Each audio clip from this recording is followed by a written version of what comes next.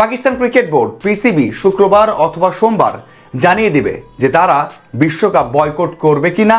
যদি না করে তাহলে ভারতের বিপক্ষে সেই ম্যাচটা খেলবে কিনা। যদি এই দুইটার মধ্যে একটাও না করে তাহলে বাংলাদেশের জন্য কালো ব্যাজ ধারণ করে খেলবে কিনা। এই প্রশ্নের উত্তর জানার অপেক্ষায় রয়েছে সবাই। তবে অনেকেই ধারণা করছে শুধুমাত্র আইসিসি এবং ভারতীয় ক্রিকেট বোর্ডকে চাপে ফেলার জন্য এবং তাদের স্বার্থ হাসিলের জন্য এই কাজটা করছে। কারণ আইসিসির একটা ডেডলাইন আছে, মানে নির্দিষ্ট সময় আছে, সেই সময়ের মধ্যেই দলগুলোকে জানাতে হয় কোনো ধরনের অভিযোগ আছে কি না, অভিযোগ সাথে কোনো ধরনের অবজারভেশন সাথে বিশ্বকাপ খেলবে কি খেলবে না সেই জিনিসটা একটা নির্দিষ্ট সময়ের মধ্যে জানিয়ে দিতে হয়। আর সেই সময়টা হচ্ছে 29 তারিখ বিকাল পর্যন্ত। যখন ভিডিও করছি তার কয়েক ঘন্টা পরে কিন্তু সব কিছু জানিয়ে দিতে হবে যারা বিশ্বকাপে অংশ নিচ্ছে। যদি সেটা না হয় তাহলে বড় একটা ক্ষতির মুখে পড়তে হবে।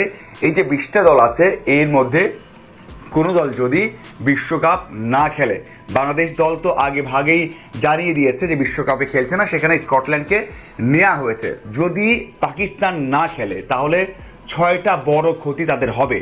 মানে এটা বলতে পারে যে নিশ্চিতভাবেই এই 6টা ক্ষতি হবে, যদিও এখনও বিভিন্ন গণমাধ্যম এবং বিভিন্ন জায়গায় বলা হচ্ছে যে এই 6টা ক্ষতি হতে পারে, কিন্তু অনেক জায়গায় নিশ্চিতভাবেই বলা হচ্ছে 6টা ক্ষতি হবেই।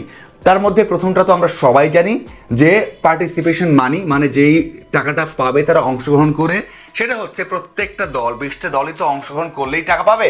কিন্তু পাকিস্তান, বাংলাদেশ, ভারত অথবা অস্ট্রেলিয়া, নিউজিল্যান্ড এই দলগুলোকে বলা হয় যে একটু ভালো করবে, মানে সুপার 4 খেলবে, সেমি খেলবে বা ফাইনাল খেলবে, তাদের জন্য ওই যে টাকার পরিমাণ তো আরও বেশি হয়।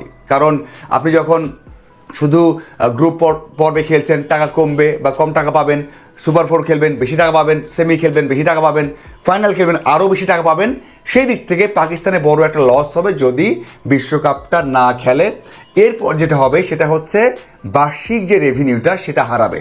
বার্ষিক রেভিনিউ 330 কোটির বেশি, সেটাও তারা হারাবে। এরপর যে বড় ক্ষতিটা সেটা হচ্ছে দ্বিপাক্ষিক যে সিরিজটা আয়োজন করে তারা, বা দ্বিপাক্ষিক সিরিজ আয়োজনের যে অধিকার সেটা হারাবে। তার মানে বোঝাই যায় যে কত বড় একটা ক্ষতি হতে যাচ্ছে যদি তারা এই সময় বা নির্দিষ্ট সময় পার হওয়ার পর আইসিসিকে জানিয়ে দেয় যে তারা বিশ্বকাপ খেলবে না।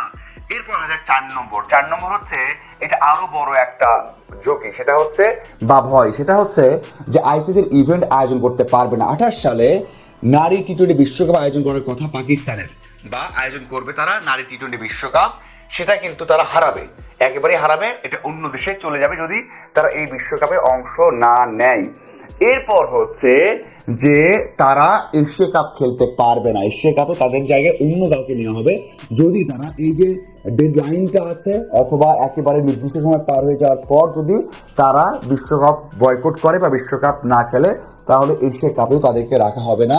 এই ঘোষণাও কিন্তু আসতে পারে। শেষ সেটা হচ্ছে 6 নম্বরটা হচ্ছে যে যারা পিএসএল খেলে সেখানে যে দেশগুলো থেকে প্লেয়ার আসে তারা আইসিসির কাছ থেকে কোনো ধরনের গ্রিন সিগন্যাল পাবে না। মানে হচ্ছে এটা একসময় ছিল না যেগুলো লিগ খেললে প্লেয়াররা নিষেধাজ্ঞার মুখে পড়বে, এরকম একটা লিগে পরিণত হবে পিএসএল। যদিও বেশিরভাগ ক্রিকেটার খেলেন যারা ফ্রি এজেন্ট, যারা বোর্ডের সাথে চুক্তিতে থাকে না, আইসিসি চুক্তিতে নেই, তেমন ক্রিকেটার খেলে।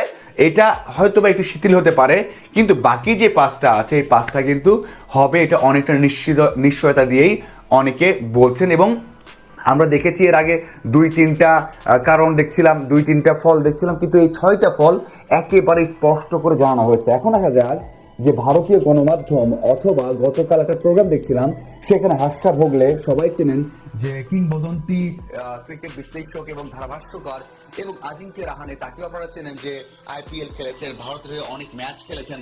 তারা বলেছেন যে পাকিস্তান কোনো কারণেই বয়কট করবে না, তারা ম্যাচ খেলবে, হয়তোবা শেষ পর্যন্ত তারা একটা চাপ সৃষ্টি করছে। এবং আজিঙ্ক্য রাহানে হাসতে হাসতে বলেছে এখানে কোনো রিজন নেই যে কোনো একটা বন্ধু আসেনি, কোনো একটা পরিচিত কেউ আসেনি, আমরা একটা প্রোগ্রামে গেলাম না, তেমনটা নয়, ভারত আসবে, এভাবেই তার কথা শেষ করেছে। অন্যদিকে হাসা বগলে আরো স্পষ্ট করে বলেছেন যে অনেক ক্ষতি আছে, এই ক্ষতিগুলো পাকিস্তান ক্রিকেট বোর্ড বা পাকিস্তান মেনে নেবে না, তারা বিশ্বকাপ খেলবে।